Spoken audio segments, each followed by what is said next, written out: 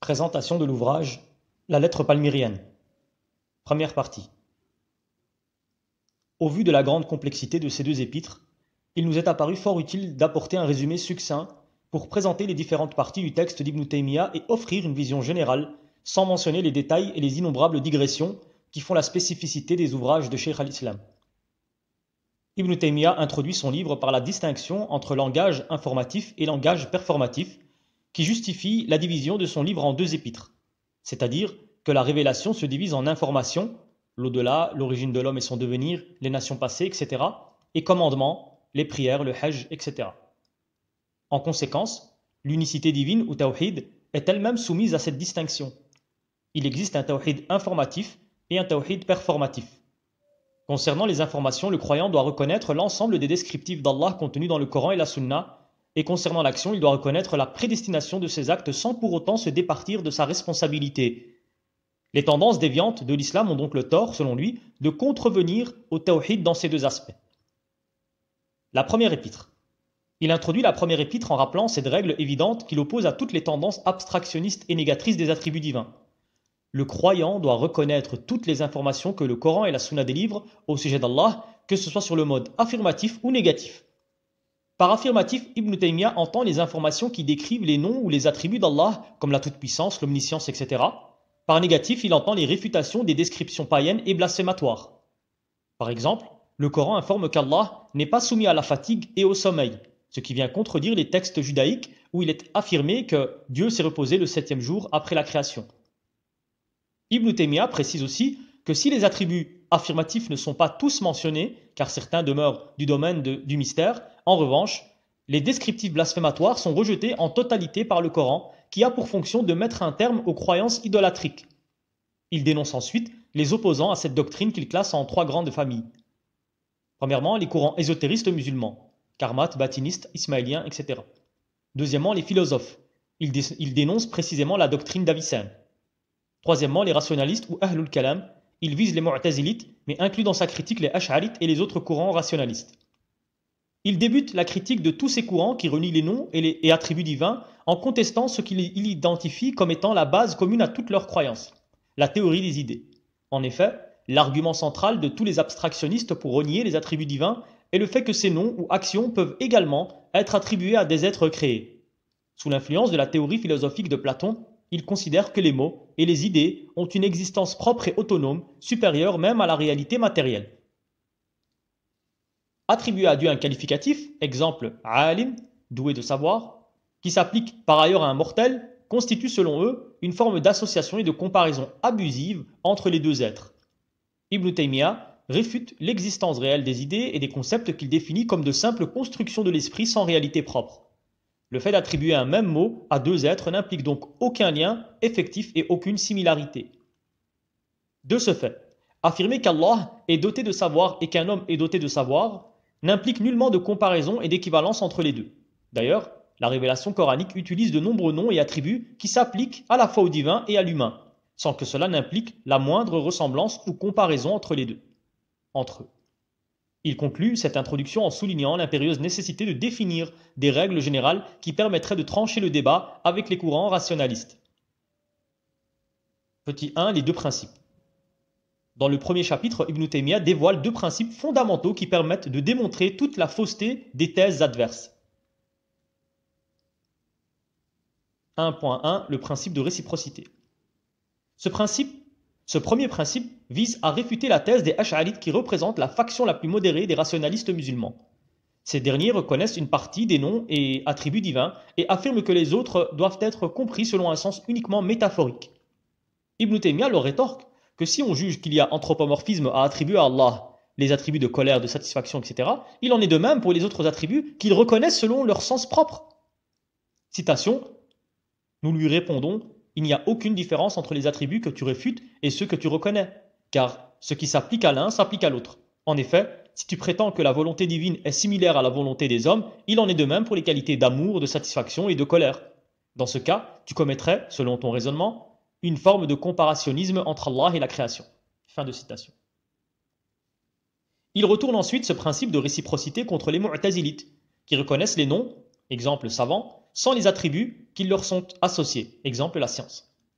Il explique que les raisonnements qui les poussent à rejeter les attributs en considérant qu'il s'agit d'anthropomorphisme devraient être étendus en toute logique au nom divin, ce qui les amènerait à renier en totalité les descriptions d'Allah contenues dans la révélation. Enfin, il s'attaque aux négateurs extrémistes qui rejettent et les noms et les attributs divins. Ces courants ésotéristes et philosophiques définissent Dieu comme un concept parfaitement abstrait, dépourvu de toute spécificité. Ces derniers considèrent qu'attribuer au divin la moindre qualité revient à le comparer aux êtres créés. Ibn Taymiyyah leur rétorque qu'en vertu du principe de réciprocité, le Dieu abstrait qu'ils décrivent est similaire au concept inexistant. Il conclut ce point en montrant que les mots et les concepts communs, loin d'entraîner une similarité entre Dieu et les hommes, sont en réalité spécifiques à l'un ou à l'autre sans qu'il y ait la moindre équivalence. Tout nom ou attribut que nous reconnaissons à Allah entraîne forcément un point commun qui crée une connivence linguistique entre les qualifiés. Sans cela, le discours révélé nous serait incompréhensible. Mais nous savons que ce qui est spécifique à Allah et qui le distingue de sa création est bien plus grand que notre conscience et notre imagination ne peuvent le concevoir.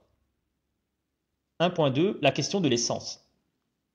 Le deuxième principe fondamental enseigne que l'essence divine nous est totalement inconnue. Ne connaissant pas réellement Dieu, nous ne pouvons connaître la nature de ses attributs. La position juste revendiquée par Ibn Taymiyyah dans la droite lignée de l'imam Malik et des anciens consiste à s'abstenir de concevoir le comment, contrairement aux rationalistes qui échafaudent des théories métaphysiques, comme si l'essence divine était accessible à l'examen de la raison et qu'elle pouvait être comparée à ce qui est connu dans le monde phénoménal.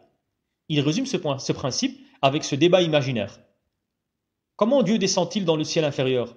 Nous rétorquons au questionneur, comment est Dieu? Il répondra, je l'ignore. Alors nous disons, nous aussi, nous ignorons comment il descend, puisque la connaissance intrinsèque d'un qualifiant implique une connaissance intrinsèque de son qualifié, car le qualifiant dépend et découle du qualifié. Comment peut-on m'interroger sur la nature des attributs divins, comme l'ouïe, la vue, la parole, l'établissement sur le trône et la descente, alors que toi-même tu ignores la nature de Dieu? Par ce principe, Ibn Taymiyyah retourne indirectement l'accusation d'anthropomorphisme contre ses adversaires rationalistes, tout en récusant la capacité de l'humain à concevoir la réalité divine par sa simple raison, car la raison ne pouvant opérer que sur la base de choses connues. C'est dans ce sens qu'on a dit qu'Ibn Taymiyyah a précédé Kant de plusieurs siècles dans sa critique de la raison pure. Ibn Taymiyyah affirme que la connaissance produite par la raison est inséparable de l'expérience. Or, puisque tous les sujets qui touchent à l'au-delà, telle la question des attributs divins, échappent à l'expérience humaine, alors seul le savoir révélé est apte à les traiter.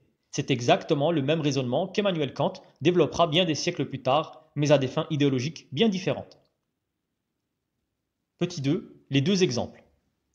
Dans le second chapitre, Ibn Taymiyyah illustre ces deux principes avec deux exemples, les objets du paradis et l'âme. 2.1. Les objets du paradis. En rappelant la réflexion d'Ibn Abbas qui disait que les choses de cette existence terrestre n'ont en commun avec les choses du paradis que le nom, l'auteur remarque que la révélation donne à certains objets du paradis des noms semblables à des objets connus en ce bas monde, sans qu'il n'y ait de similitude entre les deux. Le Coran évoque ainsi les vers du paradis, des fleuves, de l'eau, des fruits, etc., sans qu'il n'y ait la moindre similarité avec les objets de la vie terrestre. Ainsi, toutes ces choses réelles dont Allah nous a parlé peuvent avoir le même nom que ceux qui composent notre monde, mais ne leur sont en rien comparables. Pour les mêmes raisons, Allah partage avec les hommes certains noms et concepts, savoir, colère, etc., sans qu'il n'y ait la moindre similarité entre eux, ni entre leurs attributs. Plus encore, les attributs de perfection et les qualités dont sont parés les êtres créés, Allah est plus en droit d'en être qualifié, en vertu du principe de l'exemple suprême, comme dans le Coran, sourate 60, verset 16. On applique envers lui le principe de l'exemple suprême qui consiste à considérer que toute qualité attribuée à un être revient à Allah en priorité et que tout défaut dont un être est exempté, Allah doit en être exempté en priorité. Avec ce raisonnement, Ibn Taymiyyah renverse l'accusation d'anthropomorphisme car ce n'est pas Dieu qui ressemble à l'homme, mais ce sont les êtres créés qui partagent avec le Créateur une qualité particulière, bien que cette qualité n'ait pas les mêmes implications quand elle est attribuée à l'un ou aux autres. 2.2. L'âme. L'exemple de l'âme lui permet ensuite d'illustrer sa doctrine sur la nature de l'essence. En effet, philosophes et rationalistes ont tendance à dépouiller l'âme de ses attributs et descriptions contenus dans la révélation, de la même manière qu'ils le font pour décrire le divin. Alors que les hadiths décrivent l'âme comme un corps, localisable dans l'espace, qui se meut et qui est dotée d'une conscience, les rationalistes la réduisent à un simple concept. Or, définir l'âme est impossible car la raison humaine ne peut concevoir que ce qu'elle connaît déjà par les sens. On ne peut connaître réellement une chose qu'après avoir appréhendé cette chose par l'expérience ou appréhendé quelque chose qui lui est analogue. Le fait d'attribuer à l'âme ou à Dieu des qualificatifs communs avec des êtres créés et visibles n'implique donc aucune similarité, mais uniquement un lien linguistique. Comme l'âme est qualifiée selon ses attributs, capacité d'entendre, de voir, s'élever et descendre, sans pour autant ressembler ou se rapprocher des choses que nous connaissons. Le Créateur est alors plus en droit que l'âme de ne pas être assimilé aux êtres créés tout en étant décrit selon les noms et attributs qui lui reviennent.